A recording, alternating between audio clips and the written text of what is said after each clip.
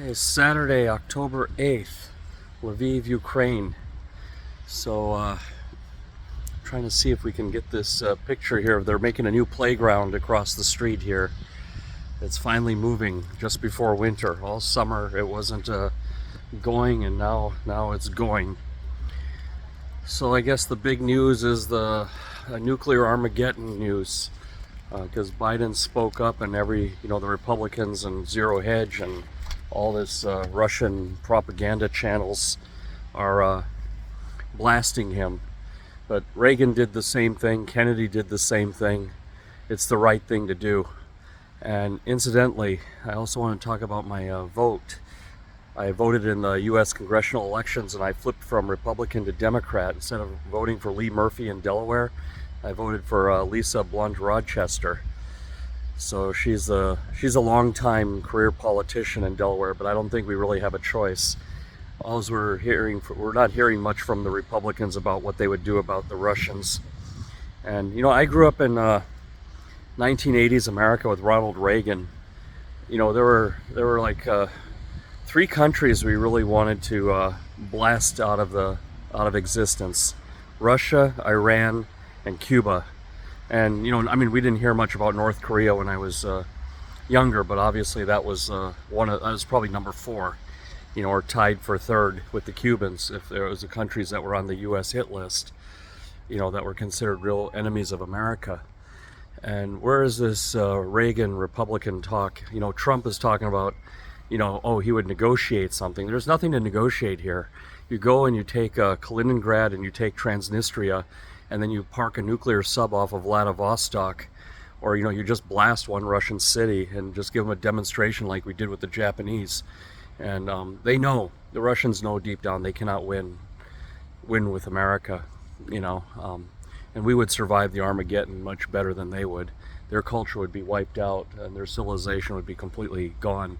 Russia would just decompose into city-states that fight with each other.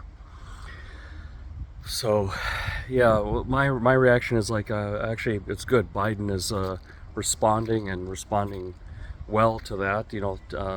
Telling that there's no such thing as tactical nuclear weapons, and it would be an Armageddon. It's the only language they understand. And some of you Republican people out there need to convince me why I should come back. But right now I'm not seeing anything from the Republicans except bitching and moaning. You turn on Fox News, only thing they can do is find problems, and not offer any solutions. They don't offer any, plan. We're having all these riots and everything in America, and they're just blaming Democrats, but they're not offering a policy. They're not offering any taxes, smart taxes or anything, or smart health care. It's like, for Republicans, it's like you got to own a small business, or you got to be this hard worker in a company that pays you well, and if you're not, just fuck off and die. Just shut up and work hard so the boss can get rich. They're against unions. They're against anything that's for the middle class. They're all about this small business, take away the regulations. But if you watch Gordon Ramsay's Kitchen Nightmares, you'll see what small business people do when they're not regulated. They'll serve you dog shit and tell you it's caviar. So anyway, that's just my view. I've always been a reluctant Republican. I only liked him because Trump was talking about putting America in the driver's seat, and this was before all this crisis started. And to I'm all for this America first. But what is really America first is making sure Russia and Cuba and North Korea and Iran finish dead last. And put an emphasis on the dead. That we don't do business with them. We do everything we can to bankrupt their economies, and we do everything we can to fund their demise. And we're not getting this language from them. But anyway, that's all I got.